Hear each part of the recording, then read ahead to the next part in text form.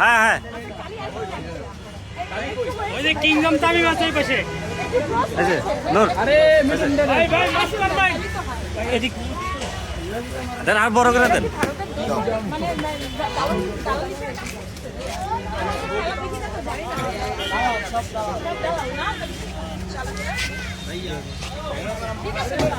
দেবো হ্যাঁ কতটুকু দেবো অনেক